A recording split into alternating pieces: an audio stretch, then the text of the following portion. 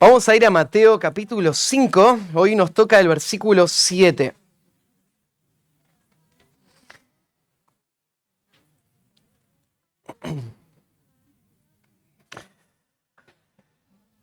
Estamos en las bienaventuranzas, hoy llegamos a la quinta y estamos disfrutando de uno de los más preciosos y importantes sermones o predicaciones de toda la historia. El Señor Jesús está predicando al comienzo de su ministerio. La gente se agolpaba para escucharlo, había causado ya mucha conmoción por las señales que él hacía y estaba ahora sobre una montaña. Él se había ido para pasar tiempo a solas y tomar tiempo con sus discípulos, pero la gente lo había seguido hasta ahí y estaban esperando escuchar a este hombre que se decía que podría llegar a ser el Mesías prometido. Y todos querían escuchar a este hombre hablar para saber de qué se trataba su mensaje y qué era lo que podían esperar de él. Así que en ese lugar Jesús va a describir cómo es el reino que él vino a establecer. Su reino es un reino que había sido anunciado por los profetas y tenemos muchísimas descripciones de cómo iba a ser el poder del Mesías que iba a transformar todo el mundo y iba a establecer un reino de justicia. Pero en ningún lugar de la Escritura tenemos tantos detalles de lo que significa seguir a Cristo y ser parte de su pueblo y ser parte de su reino. Cuando nosotros estudiamos este pasaje, estamos aprendiendo lo que debe ser nuestra vida práctica como pueblo de Dios. Nosotros somos parte de este reino que Jesús está describiendo acá. Así que cuando leemos estos pasajes, Jesús está hablando de vos y de mí. Él está hablando de cómo se ve un verdadero hijo de Dios, cómo se ve un creyente, y en qué forma lo podemos distinguir y cuáles son las marcas de este creyente. Estuvimos viendo de que el reino que Cristo vino a establecer no tiene que ver solamente con reglas externas, tiene que ver con un cambio en el corazón que se va a ver en cómo vamos a vivir nuestra vida práctica. Y en esta primer parte del sermón, Jesús está explicando qué hay en el corazón de un creyente. Déjeme leer el pasaje y hoy vamos a llegar al versículo 7. Vamos a empezar desde el versículo 1. Viendo la multitud, subió al monte y sentándose, vinieron a él sus discípulos y abriendo su boca les enseñaba diciendo: Bienaventurados los pobres en espíritu, porque de ellos es el reino de los cielos. Bienaventurados los que lloran, porque ellos recibirán consolación. Bienaventurados los mansos, porque ellos recibirán la tierra por heredad. Bienaventurados los que tienen hambre y sed de justicia, porque ellos serán saciados. Bienaventurados los misericordiosos, porque ellos alcanzarán misericordia. La quinta bienaventuranza va a hablar de que el Hijo de Dios, el creyente, es alguien que va a mostrar esta cualidad, va a ser una persona misericordiosa. En la bienaventuranza número 5 vamos a ver un cambio, una transición, y quiero mostrarles a dónde vamos a ir a partir de ahora en las que quedan. Cuando arrancamos, ¿se acuerdan que dijimos que cada bienaventuranza va a ir abriendo paso a las que siguen? Todo arrancó con la primera, cuando Jesús dijo que son súper felices los que son pobres, los pobres en espíritu, los que están en bancarrota espiritual y no tienen nada que ofrecer a Dios, sino que vienen a Dios solamente como un mendigo que viene a esperar de Dios su favor. Ahí es donde todo empieza en la vida del pueblo de Dios. Cuando vemos nuestra verdadera condición, cuando no tenemos ninguna confianza en nosotros y en nuestra justicia, sino que nos vemos totalmente necesitados y venimos a Cristo en sus términos. El segundo paso tiene que ver con los que lloran. O sea, esta persona que se ve totalmente pobre, entiende su condición de pecado y se quiebra por su pecado.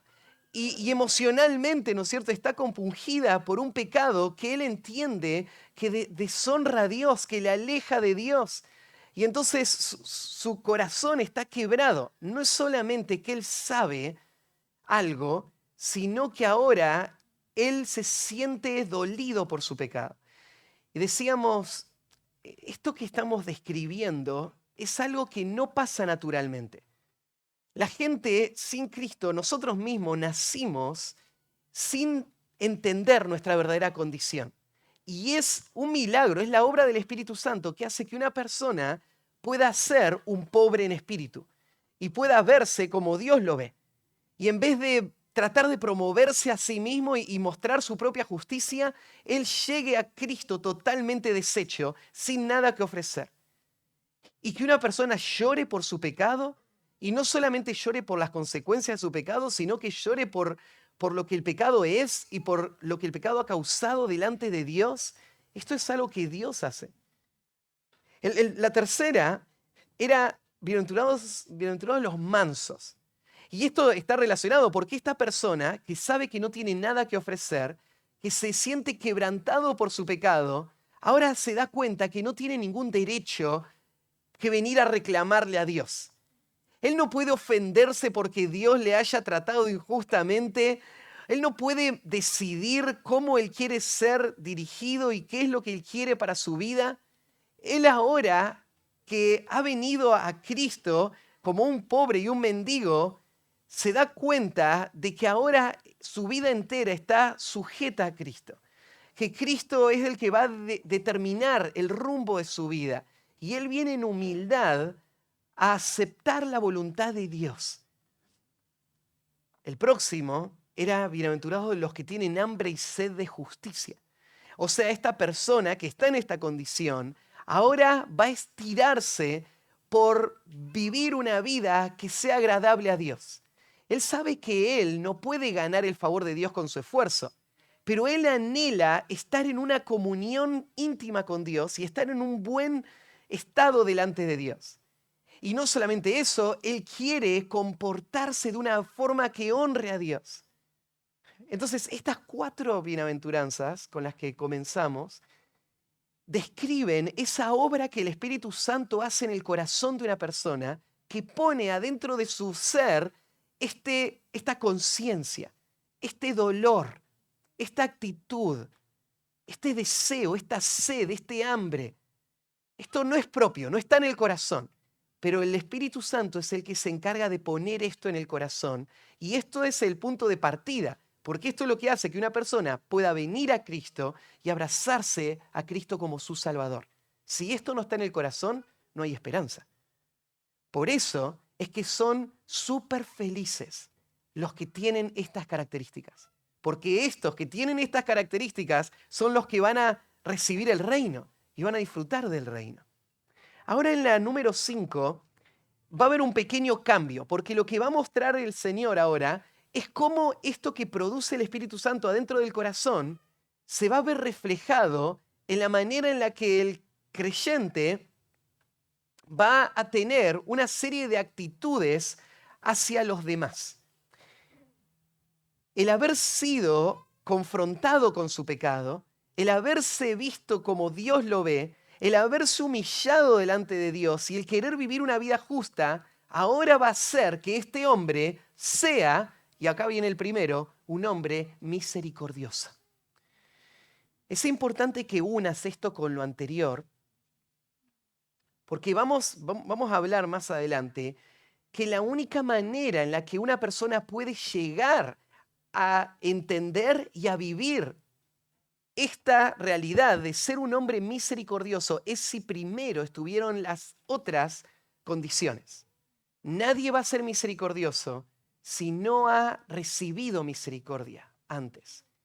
Y por eso es que este hombre, que por obra del Espíritu ha llegado a verse como Dios lo ve, ahora es capaz de ver a otros y tener esta actitud de la que Cristo va a hablar. Entonces, vamos a ver hoy, el tema general, estamos viendo los bendecidos del Rey. ¿Quiénes son los que van a disfrutar de esta vida y de todas las bendiciones de Dios? Y la quinta es los misericordiosos. Los que son misericordiosos son los bendecidos del Rey. Mientras veamos este tema, hay dos cosas que vos podés estar viendo y pensando para vos. En primer lugar, cuando veamos lo que Jesús dice, quiénes son los que son parte de su reino, vos vas a poder evaluar y darte cuenta si vos sos uno de ellos o no. Si es que vos estás dentro del reino o no. Porque no hay excepciones. Son los que viven esta realidad de la misericordia, los que están dentro del reino de Dios. Por el otro lado, podés entender que si vos estás dentro del reino de Dios y vos sos uno de los misericordiosos, aún vos necesitás crecer en cómo vivir una vida de misericordia. Entonces, vamos a hablar acerca de qué significa ser un misericordioso y cómo se ve en la práctica. Y quiero que vos lo veas para que vos te puedas parar al lado de esta descripción y pensar, ¿quién soy yo? ¿Cuál es mi identidad? ¿Soy yo de Cristo o no? Porque solo los misericordiosos van a heredar el reino. Todos solo los misericordiosos van a disfrutar de esas bendiciones.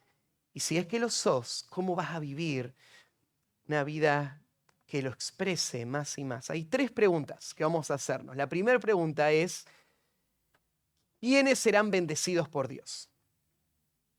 Y acá vamos a ver la definición, qué significa ser un misericordioso. Primera pregunta entonces, ¿quiénes serán bendecidos por Dios?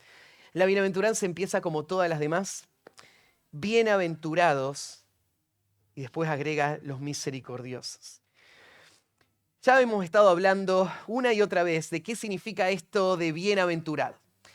Y hemos dicho cómo el mundo trata de buscar la felicidad de las cosas de este mundo y Jesús está pintando un cuadro totalmente distinto al que el mundo espera.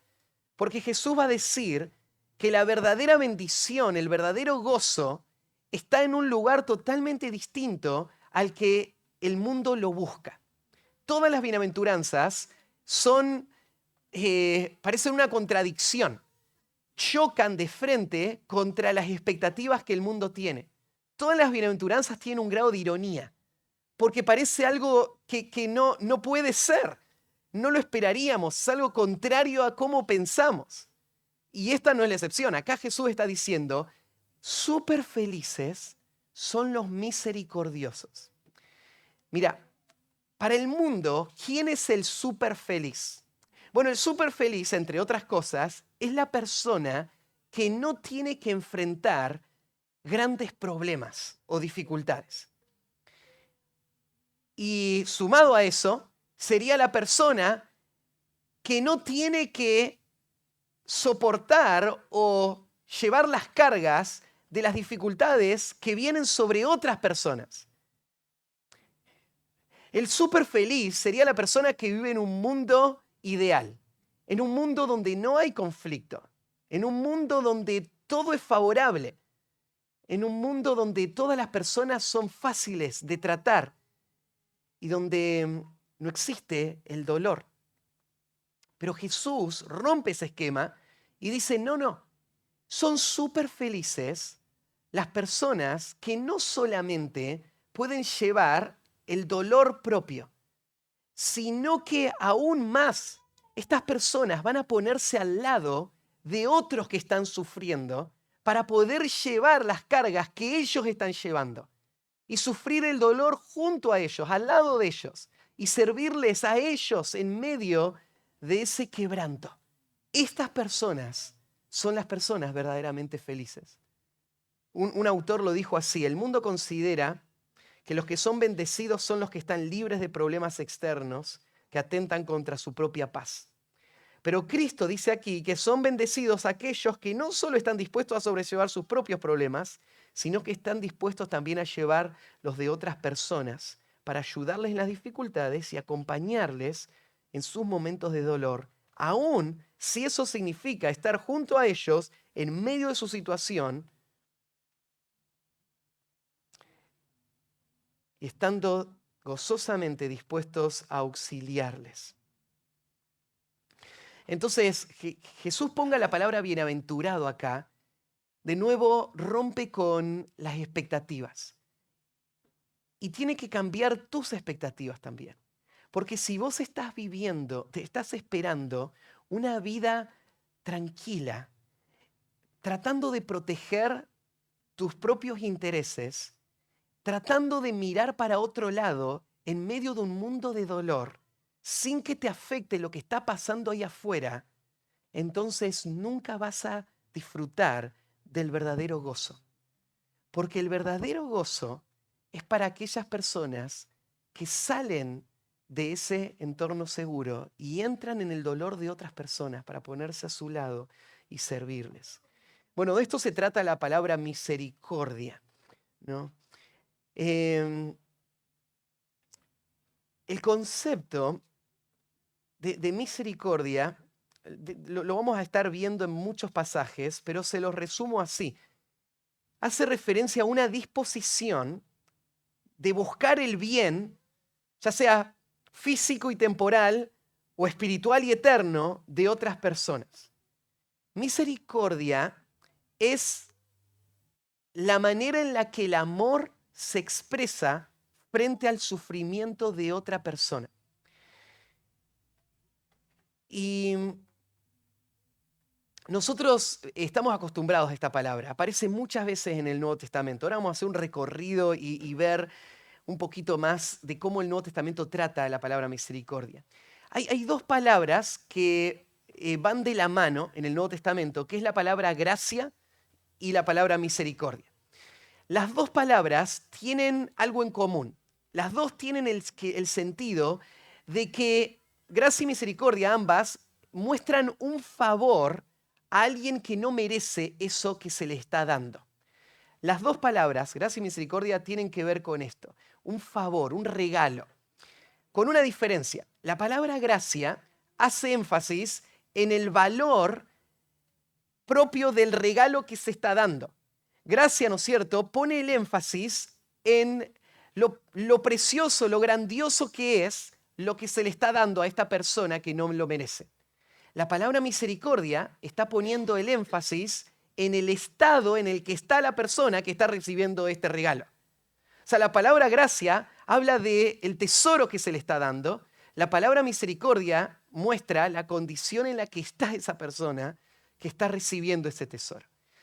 Y muchos lo han señalado así, ¿no es cierto? Para que exista misericordia, tiene que haber miseria, tiene que haber dolor. El amor es un término muy amplio que abarca muchas actividades, entre ellas la misericordia. Porque cuando el amor se encuentra con el dolor, esto es lo que inclina a la persona a mostrar favor, a ver la condición en la que la persona está y dolerse por esa condición y querer hacer algo práctico para ayudar a esa persona en ese dolor. Eso es la idea de misericordia. Déjenme pasar por una serie de conceptos que te van a ayudar a cerrar esta idea de qué significa cuando Jesús dice que son súper felices los misericordiosos. En primer lugar, el origen de la misericordia es Dios mismo. La misericordia es uno de los atributos de Dios. Es una de las perfecciones de Dios. Hay muchos textos que lo señalan. El Salmo 62:12 dice así: y tuya, oh Señor, es la misericordia.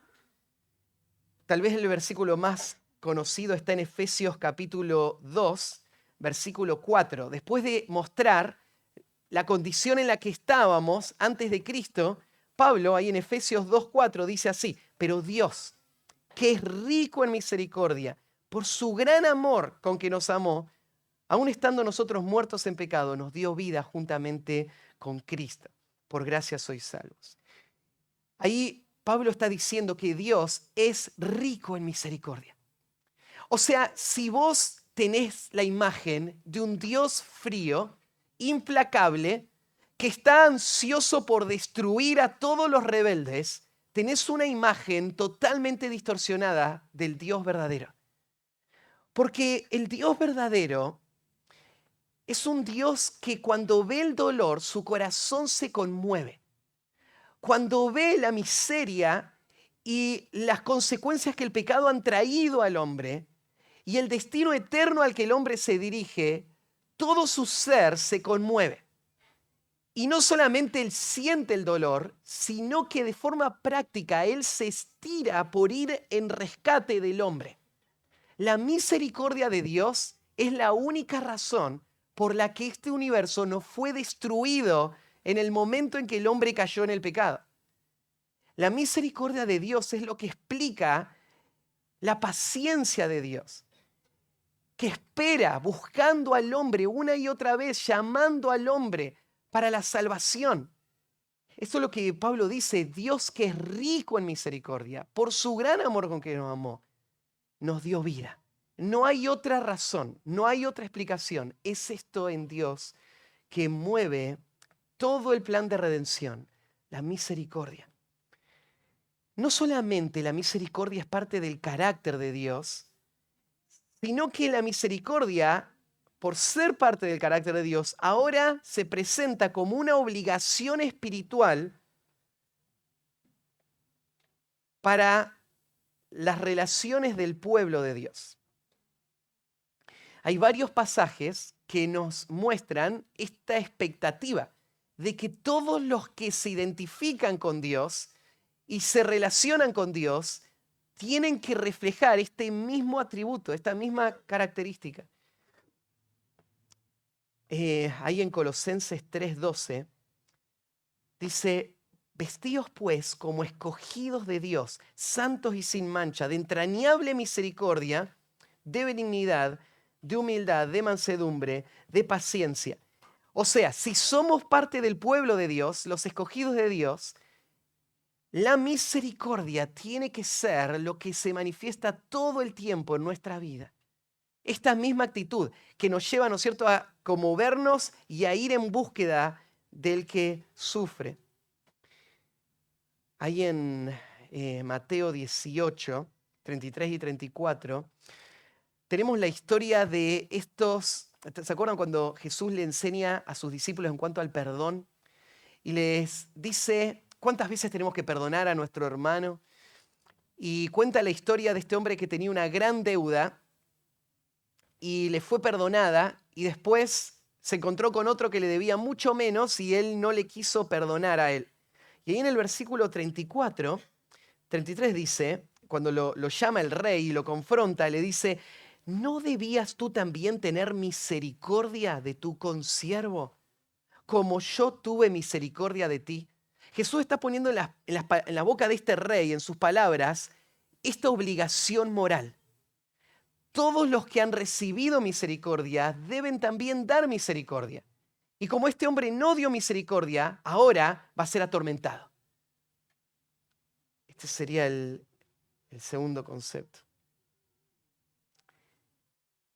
El hecho de que Dios demande de nosotros que seamos misericordiosos como Él es misericordioso, deja ver otra realidad. Vivimos en un mundo quebrantado, en un mundo lleno de dolor. Y la misericordia no es una actividad, es una característica propia de la persona que se tiene que ver reflejada constantemente en toda su forma de vida. Cuando vos mirás todo el Evangelio de Mateo, vos ves a Cristo modelando lo que significa una vida de misericordia. Y vos ves a Cristo viviendo en este mundo quebrantado. Y la misericordia va a ser necesaria por este dolor que hay en ese mundo todo el tiempo. Si vos buscáis una concordancia y seguís esta expresión de misericordia, por ejemplo, mira, en Mateo 9:27, dice, pasando de allí, le siguieron dos ciegos, dando voces y diciendo, ten misericordia de nosotros, hijo de David. Este es el cuadro. Dos hombres que nacieron ciegos, que no tienen ninguna esperanza de recobrar la vista, toda su vida está agobiada por esta enfermedad, y ahora vienen a Cristo totalmente necesitados y apelan a algo en Cristo. Señor, tu misericordia es nuestra única esperanza. El hecho es que vos no nos menosprecias, que no nos pases por alto, que no nos ignores, sino que veas nuestro dolor y, y te inclines a tomar un instante y darte la vuelta y darnos libertad de este lazo que nos ata. Tu misericordia es nuestra única esperanza. Y vos ves a estos ciegos, ¿no es cierto?, clamando con tanta angustia, ten misericordia de nosotros. Lo mismo, ¿no es cierto?, una mujer cananea que viene al Señor, Señor, hijo de David, ten misericordia de mí. Mi hija está gravemente atormentada por un demonio. De nuevo, el tormento de su hija rompe el corazón de esta madre y le lleva a venir a Cristo a clamar, Señor, ten misericordia, líbranos de esta angustia. En el capítulo 20, de nuevo, dos ciegos estaban sentados junto al camino, oyeron que Jesús venía y empezaron a gritar, Señor, hijo de David, ten misericordia de nosotros. La gente entonces los reprende, hagan silencio. Pero ellos más clamaban, Señor, hijo de David, ten misericordia de nosotros. Todo el tiempo, durante el ministerio de Cristo, Él escuchó estos clamores. Gente quebrada en un mundo marcado por el pecado y por las consecuencias del pecado, y hombres y mujeres clamándole a Él, Señor, ten misericordia de mí. Este es el mundo en el que vivimos nosotros hoy también. La realidad de por qué es que Dios es un Dios misericordioso y por qué Él espera misericordia de nosotros, es porque el mundo ha sido quebrado por el pecado. Y este mismo clamor, de todas formas, ¿no es cierto?, llega al pueblo de Dios. La misericordia no tiene que ver solamente con sentir el dolor que el otro siente. Muchos piensan en la misericordia como un sentimiento, pero bíblicamente misericordia no es un sentimiento, sino que es una acción que viene por un sentimiento previo, ¿no? Misericordia es tu interior se sacude, pero tu exterior se mueve para ir al rescate de la persona que está en esa condición. El ejemplo más claro es el de la historia del buen samaritano. ¿Se acuerdan ahí en Lucas 10, 36 y 37? Jesús cuenta la historia de un hombre que fue golpeado, tirado al lado del camino, dejado por muerto. Y entonces pasa el sacerdote, lo ignora, pasa el levita, lo ignora, y después pasa el samaritano, lo ve y lo ayuda. Y cuando termina la historia, Jesús le pregunta, ¿quién pues de estos hombres te parece que fue el prójimo del que cayó en manos de los ladrones? Y la persona que le había hecho la pregunta al Señor dijo, el que usó de misericordia con él. Entonces Jesús le dijo, ve y haz tú lo mismo. Te das cuenta que este hombre entiende que misericordia es el acto de rescatar al que está por morir. Es ir y vendar a este hombre, es ir y ayudarle, es cargarlo en la cabalgadura, es llevarlo hasta el lugar. Misericordia es todo eso. Y entonces Jesús termina con esas palabras, andá y hacé vos lo mismo.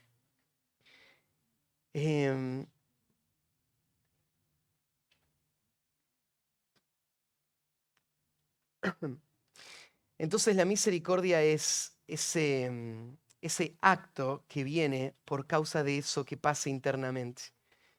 La misericordia, por definición, no tiene que ver con mis intereses, sino con el de la otra persona.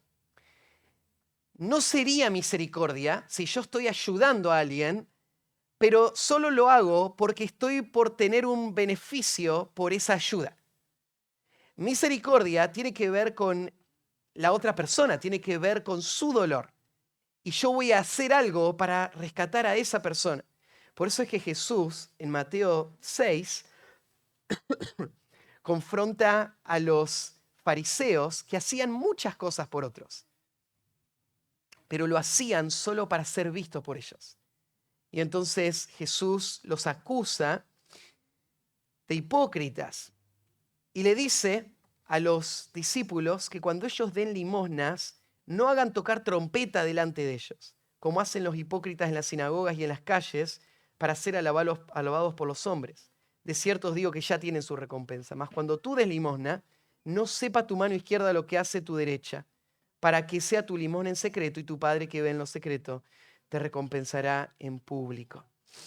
El cuidado de los necesitados no tenía que ver solamente con esta imagen o el prestigio que venía por hacerlo, sino más bien el acto secreto iba a ser lo que Dios iba a aprobar, iba a recompensar. Esta es la misericordia. La misericordia entonces es esa intención de favorecer, de buscar el bien de alguien que está en la miseria, no por una ganancia personal, sino por el amor y el deseo de servir a esa persona y que pueda salir de esa situación.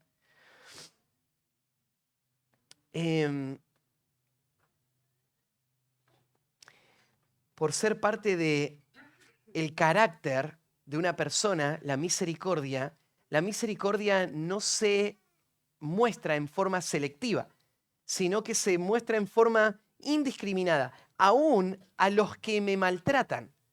Misericordia no quiere decir que yo vea a una persona con aprecio y por eso quiero hacer algo porque tengo una relación con él, sino que misericordia es una actitud que rompe, que va más allá que de las relaciones y aún se va a expresar a enemigos.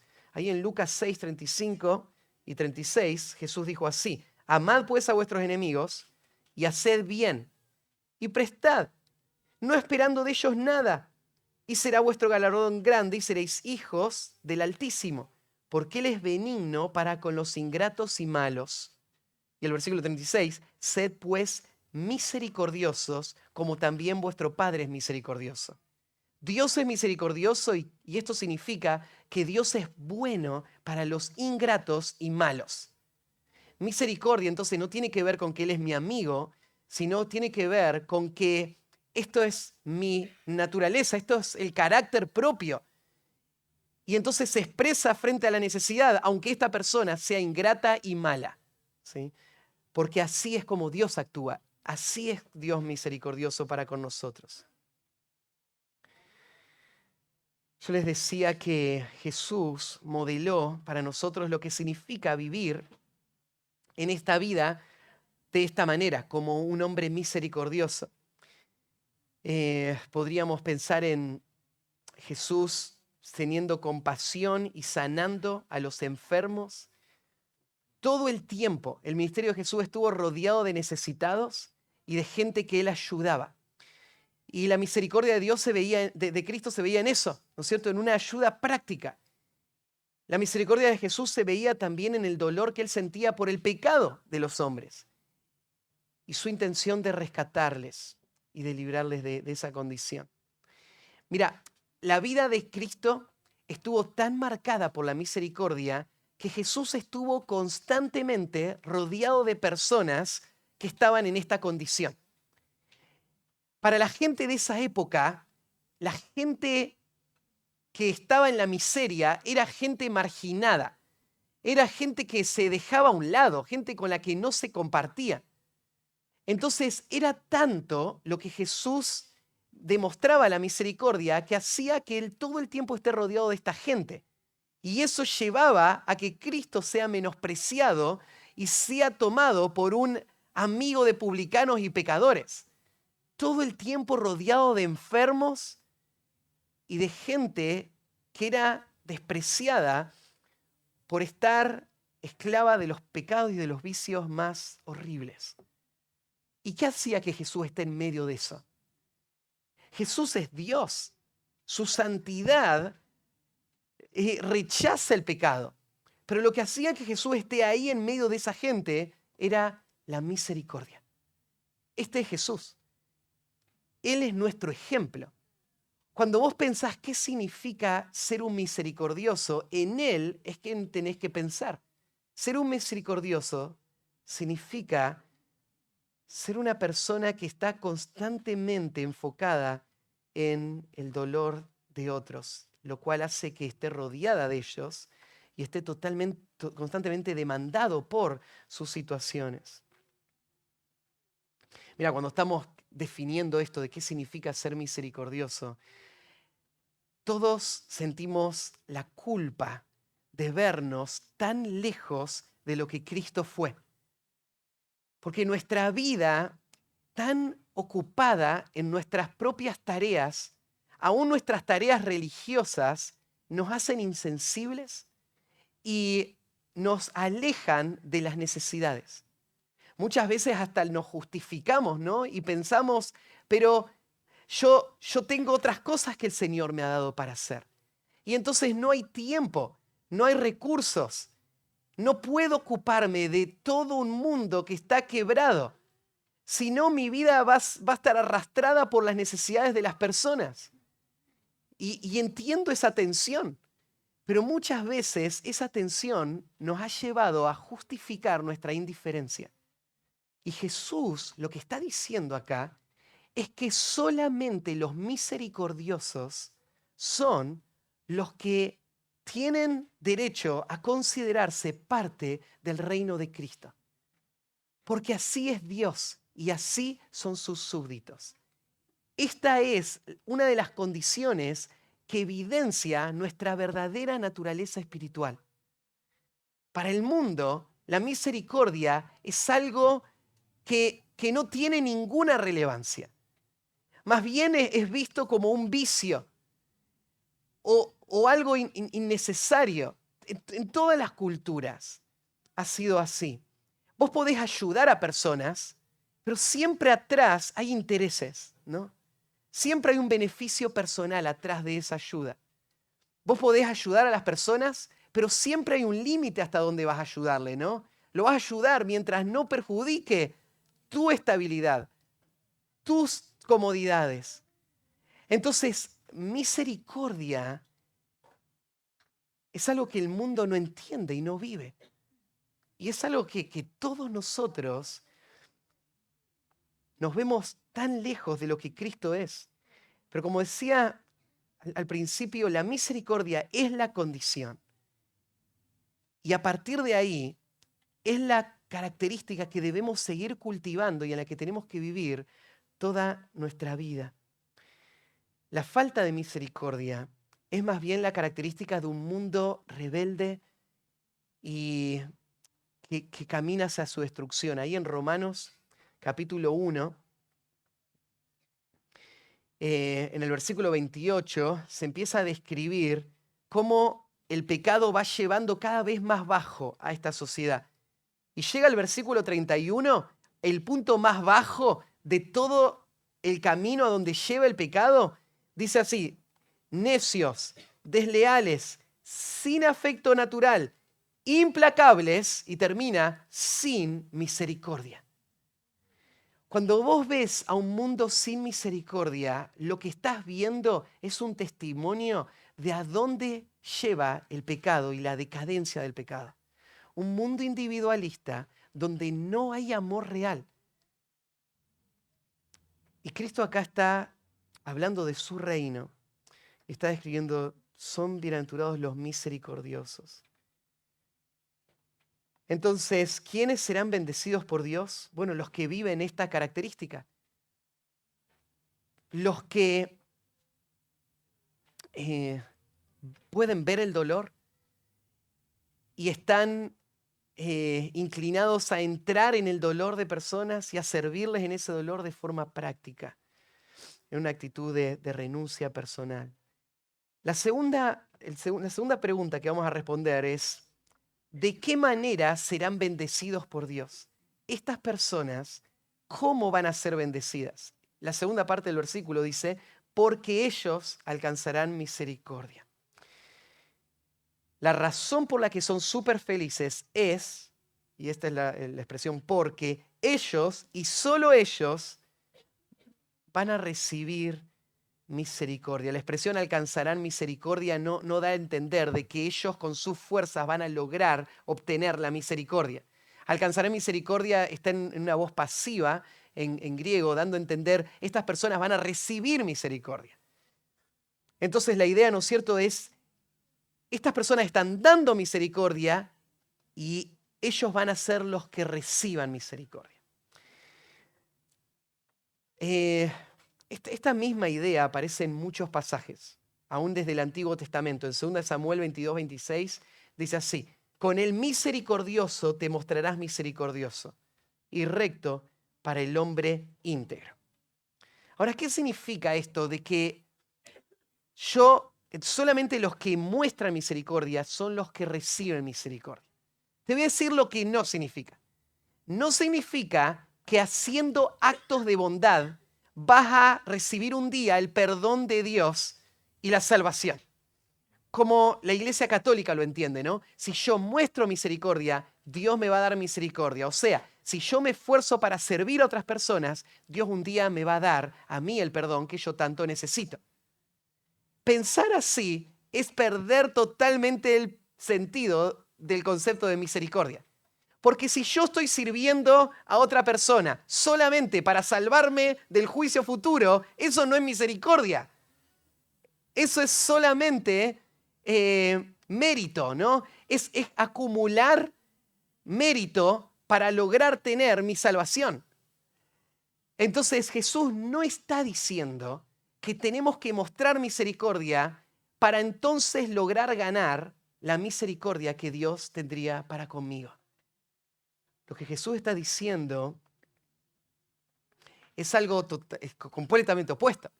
Está diciendo que la forma en la que yo me relaciono con otros evidencia la relación que tengo con Dios. La misericordia que yo he recibido es la que ahora soy capaz de dar. Y cuando yo doy misericordia a otros, esto es un testimonio de que yo he recibido, sigo recibiendo y recibiré hasta el final la expresión final y eterna de la misericordia de Dios. Solamente los que viven en una forma práctica y constante esta misericordia son los que han experimentado y experimentarán la misericordia de Dios hasta el final. ¿Por qué es tan feliz el que tiene la misericordia de parte de Dios? Una persona podría pensar, bueno, yo no necesito misericordia, yo me las puedo arreglar por mis propias cuentas, ¿no? Por mis propios medios. Como decíamos al principio, es súper feliz el que tiene la misericordia de Dios, porque Dios es nuestra única esperanza para no perecer por nuestro pecado. Nosotros dependemos completamente de la misericordia de Dios. Nosotros llegamos a esta vida condenados por nuestro pecado. Vivimos una vida de rebelión contra Dios. Nosotros estamos agobiados por un pecado del cual no podemos librarnos. Nuestra única esperanza es la misericordia de Dios. Y Jesús está diciendo, los que experimentan la misericordia de Dios son las personas que están mostrando misericordia. Lo que más necesitas vos y necesito yo es la misericordia de Dios. Ahí en 1 Pedro 1:3 se hace referencia a esto cuando dice, bendito el Dios y Padre de nuestro Señor Jesucristo, que según su grande misericordia nos hizo renacer para una esperanza viva por la resurrección de Jesucristo de los muertos. Pedro le está hablando a los creyentes y les está haciendo pensar en todas las bendiciones que hoy tienen comenzaron ese día cuando ellos nacieron de nuevo. ¿Y cómo fue su nuevo nacimiento? Y él usa esta frase preposicional, ¿no? Fue según, de acuerdo a la gran misericordia de Dios. Fue solo por misericordia que vos fuiste renacido. Y a partir de ese nuevo nacimiento tenés todas las bendiciones que Dios tiene para vos. En Tito 3, 4 y 5 lo mismo dice, pero cuando se manifestó la bondad de Dios nuestro Salvador y su amor para con nosotros, nos salvó no por obras de justicia que nosotros hubiésemos hecho, sino por su misericordia, por el lavamiento de la regeneración y la renovación del Espíritu. Entender la misericordia de Dios para con tu vida es ver lo que Pablo vio. ¿Se acuerdan ahí en 1 Timoteo capítulo 1 cuando Pablo habla de él como el primero de todos los pecadores? Y dice que es por solo la gracia de Dios que estoy acá. Y es que Dios quiso tener misericordia de mí, el primero de todos los pecadores, para que yo sea un testimonio para todos los que iban a venir después. Pablo entiende el valor que tuvo la misericordia en su vida. Él era un miserable, él estaba en el fondo del pozo, él estaba rumbo a la condenación eterna. Y es solo porque el carácter de Dios es misericordioso y se extendió hacia él que él fue rescatado de ahí. Y él fue sacado de esa condición.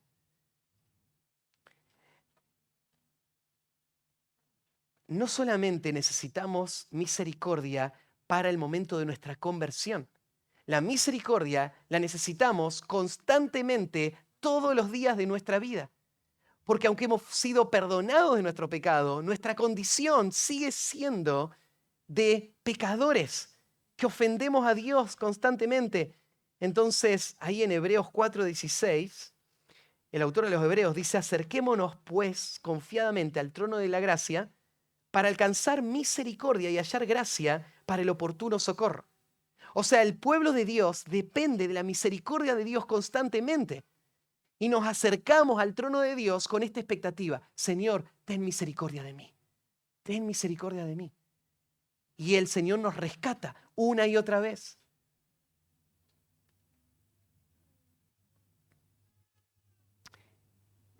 Ahora, aunque somos tan dependientes de la misericordia,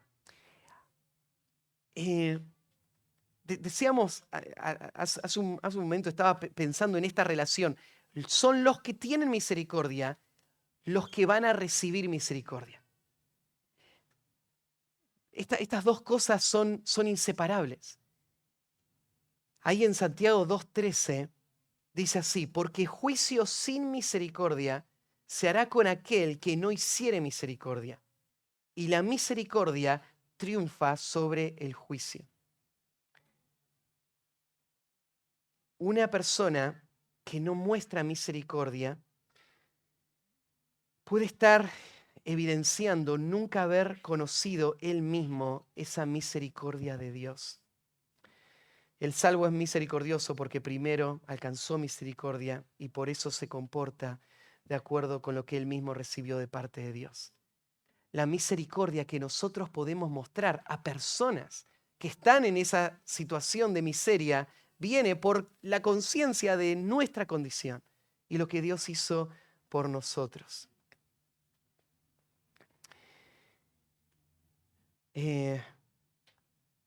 Hay algo también para marcar acá, porque si se fijan en las palabras del Señor, dice que son bienaventurados los misericordiosos porque ellos alcanzarán misericordia.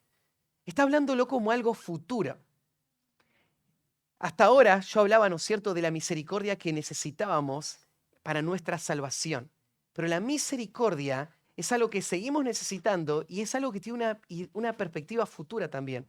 Dejen ahí marcado y vayan a 2 de Timoteo, capítulo 1, para ver un pasaje que habla de este concepto de la misericordia futura. Nosotros estudiamos toda la carta y nos acordamos que Pablo estaba en una prisión. Pablo iba a ser condenado a muerte por ser cristiano. Así que nadie quería identificarse con Pablo. Tenían miedo y quedó solo. Pero hubo un hombre que estuvo dispuesto a pagar con su propia vida para venir hasta la prisión y servir a Pablo en ese momento de gran necesidad. O sea, este hombre es un testimonio de lo que implica ser un misericordioso. Porque este hombre pudo ver la necesidad de Pablo, pudo sentir la carga en su propio corazón de hacer algo por Pablo, estuvo dispuesto a hacer algo práctico más allá del costo que eso tenía y lo hizo. Él es uno de los misericordiosos. Y mirá este pasaje cómo refleja lo que Cristo mismo está diciendo. Versículo 15, ya sabes esto, que me abandonaron todos los que están en Asia, de los cuales son Figelo y Hermógenes. Tenga el Señor misericordia de la casa de Onesíforo, porque muchas veces me confortó y no se avergonzó de mis cadenas, sino que cuando estuvo en Roma me buscó solícitamente y me halló.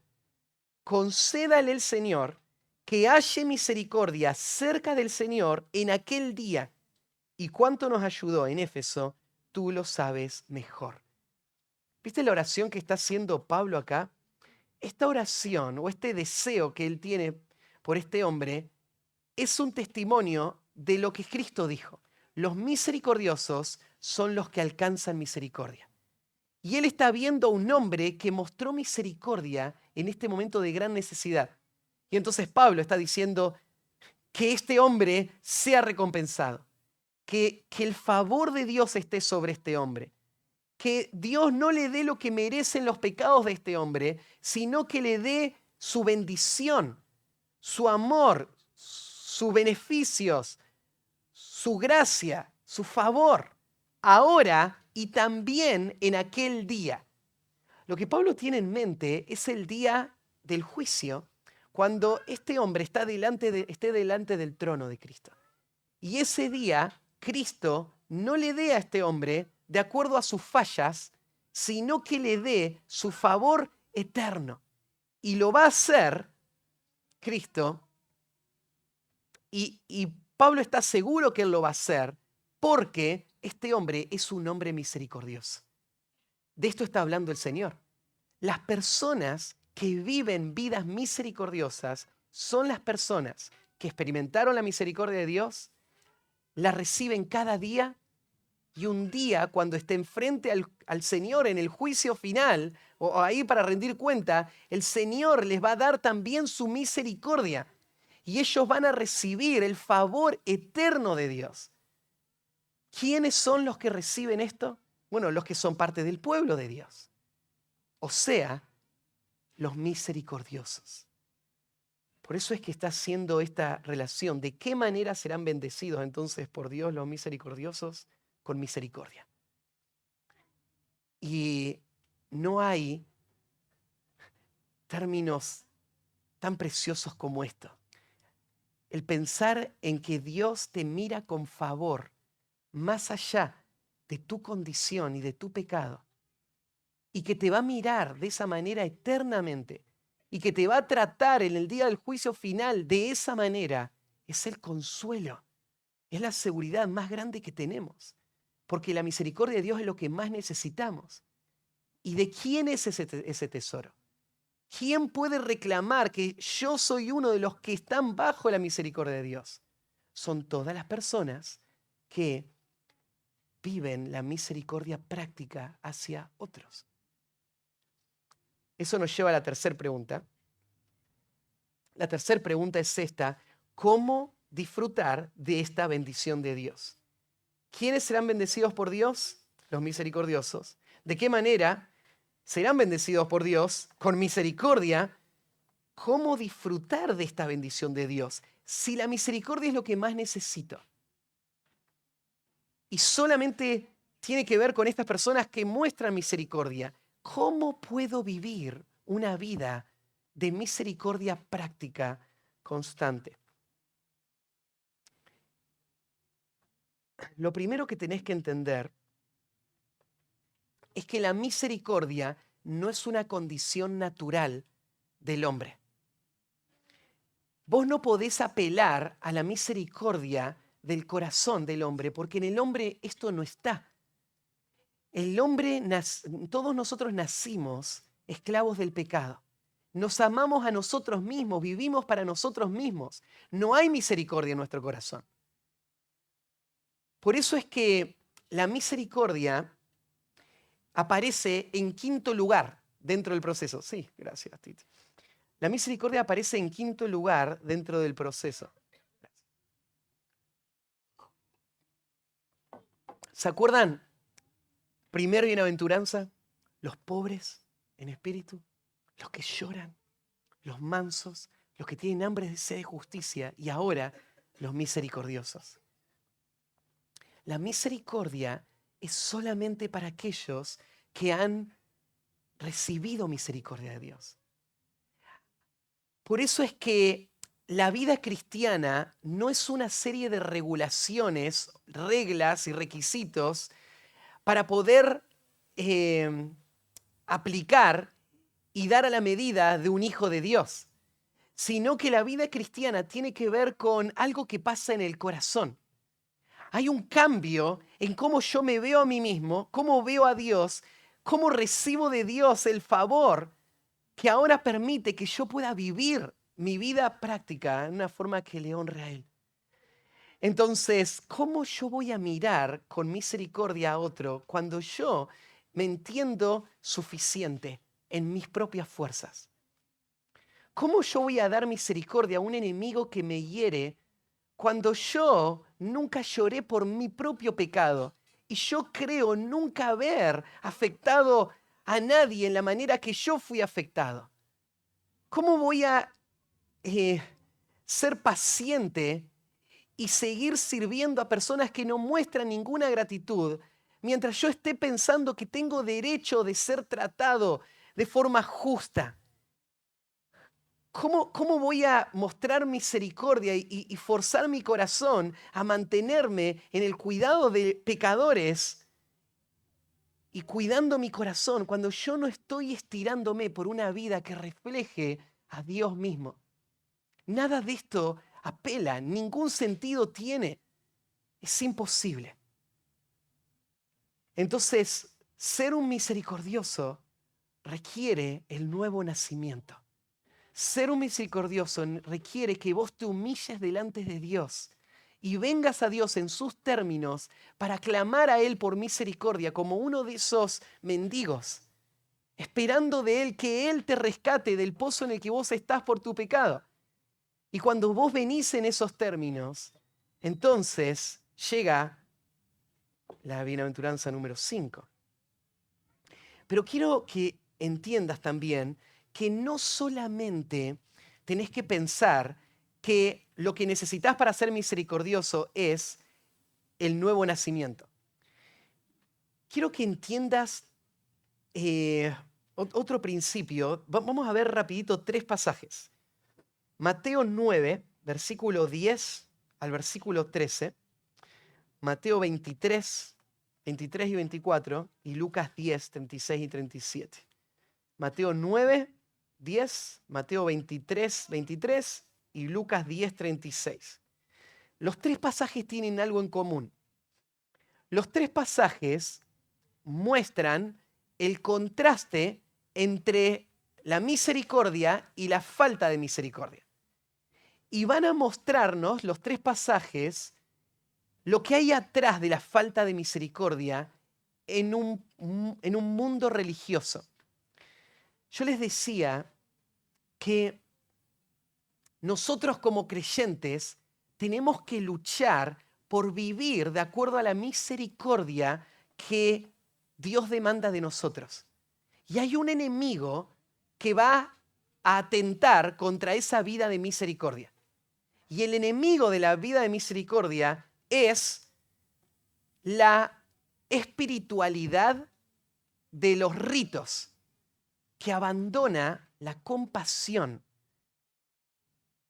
El enemigo de la misericordia es creernos que estamos seguros atrás de toda nuestra fachada espiritual y sentirnos buenos creyentes porque estamos cumpliendo con los requisitos de los buenos creyentes, cuando a la misma vez no estamos teniendo un corazón quebrantado por el dolor de otros y dispuestos a servirles.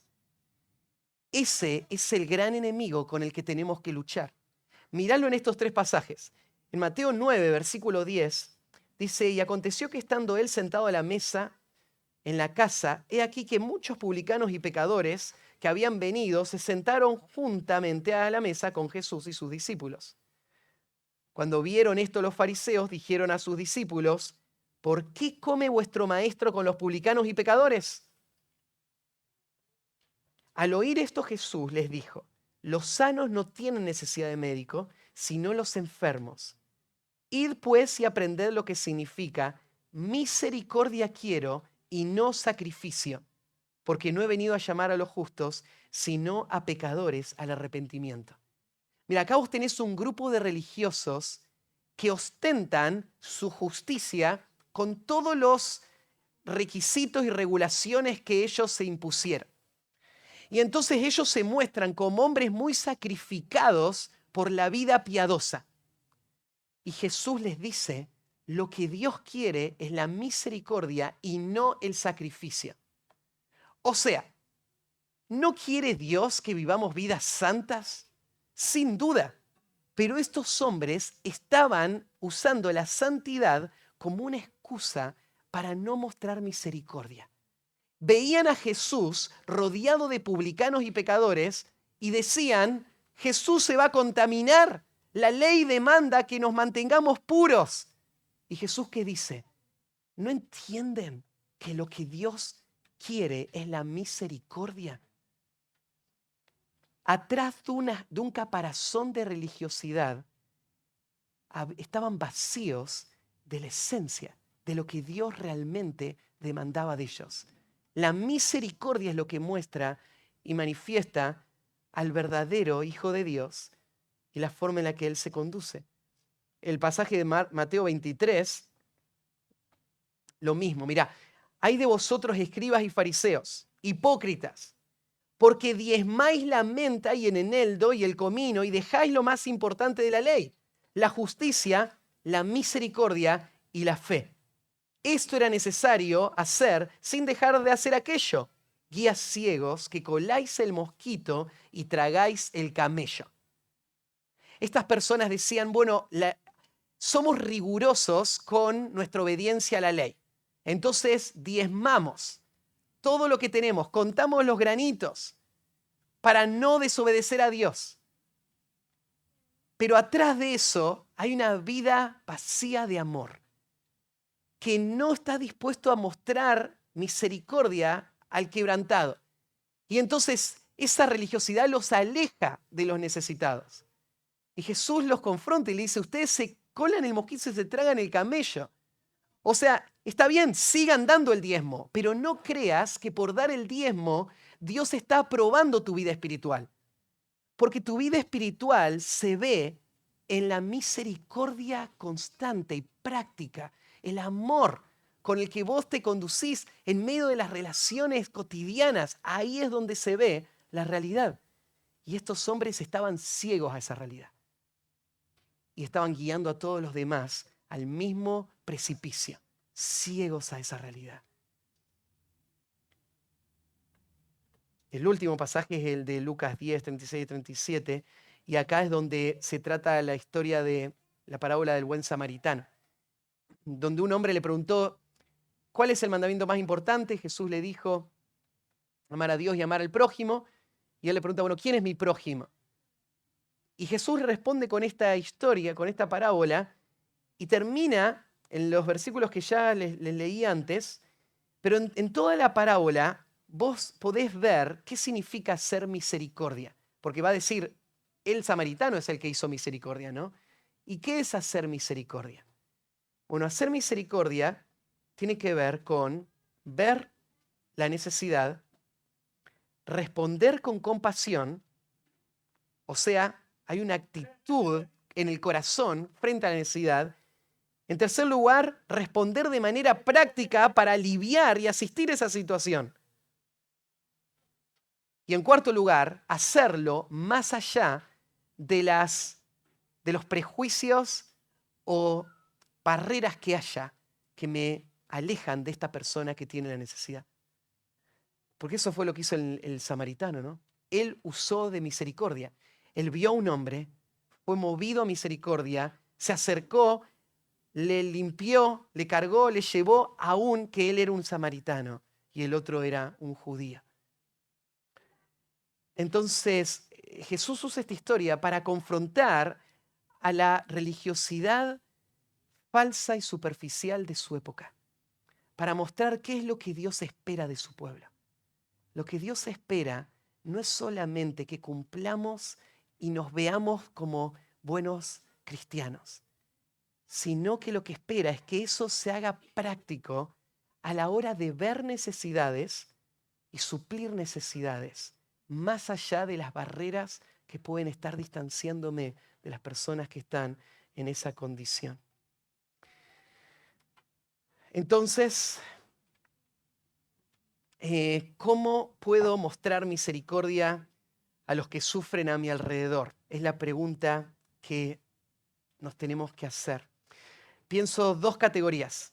Primera categoría, en todo lo que tiene que ver con necesidades prácticas, naturales, físicas, temporales. O sea, significa que vos tenés que estar pendiente de personas enfermas, necesitadas, sufriendo situaciones, pruebas, angustiadas. Estas personas, vos no podés justificar tu indiferencia. Porque un hijo de Dios se conoce por esta virtud. Es misericordiosa. Así que vos tenés que salir hoy a un mundo quebrantado con esta disposición. No solamente en todas estas clases de necesidades temporales y físicas, pensá también en las necesidades espirituales y eternas. Una persona misericordiosa es una persona que va a ver la condición espiritual de otro y va a sentir el dolor y va a hacer lo que sea necesario para rescatarle de esa condición, ¿no? Un pasaje que le cito un montón de veces es la historia de Jonás. Cuando Dios confronta a Jonás con su falta de misericordia y le dice a Jonás, mira, ¿a vos te dolió haber perdido tu calabacera? ¿Pero no te duele que personas estén a punto de ser destruidas? Acá hay algo que no está bien. ¿No crees que yo me duelo por estas personas y siento misericordia por estas personas? Y hermanos, cuando nosotros nos dolemos más por la situación económica de nuestro país que por el destino eterno de las personas que perecen a nuestro alrededor, ¿no nos confrontaría Dios con estas mismas palabras? ¿Te dolió esa calabacera que se murió? Que vos no hiciste nada para que crezca y en un día nació y después murió. ¿Y no te pesa la perdición de los que van a ir al infierno por toda la eternidad? Misericordia significa ver esto y entregarte por servir y rescatar a estas personas de esta condición. Entonces, esto es lo que debemos mostrar como pueblo de Dios. Aún te digo, no te podés ir de esta mañana sin pensar un paso más. No solamente que esta tiene que ser la condición permanente, sino que esto es lo que se tiene que reflejar con las personas que más te han herido. Porque ahí es donde se ve esta virtud, ¿no? Porque si amamos a los que nos aman, ¿qué de más hemos hecho? Pero donde se ve la misericordia es cuando nosotros podemos servir y cuidar y amar a las personas que más profundamente nos han herido. Entonces termino esta mañana preguntándote, ¿es tu fe una fe real? ¿O es tu fe una fe solo aparente, como esos fariseos hipócritas que solamente viven una fachada espiritual, pero donde si mirás en lo profundo del corazón no hay misericordia, solo hay amor propio? Si es así, hoy el Señor te llama a la salvación y te dice que vengas a Él como un pobre que no tiene nada que ofrecer, llorando por tu pecado, buscando la justicia que Él da. Vení a Cristo y Él te va a salvar. Él pagó el precio por tus pecados. Y si hoy invocas el nombre del Señor, Él te va a salvar. Y si vos estás dentro del pueblo de Dios, creo que esta mañana sirvió como una evaluación para nuestro corazón, en qué aspecto no estamos mostrando misericordia y cómo debemos reenfocar la verdadera esencia de lo que significa ser parte del pueblo de Dios. Oramos y terminamos. Padre, gracias por esta palabra, Señor, tan oportuna y tan necesaria. Y Señor, tú conoces mi corazón y mi propia vida y cuánto necesito yo ser exhortado con esta verdad. Y qué egoísta, qué indiferente he sido tantas veces al dolor y a la necesidad. Señor, te pido que tu palabra cale en nuestros corazones, que nos limpie una vez más para que podamos vivir en esa misericordia a la que hemos entrado y podamos no solo disfrutarla de parte tuya, sino entregarla a otros. Señor, te pido que tu pueblo pueda reflejar esto para que tu nombre sea glorificado y que tu evangelio pueda extenderse hasta lo último de la tierra. Gracias por tu palabra en esta mañana. En nombre de Cristo Jesús. Amén.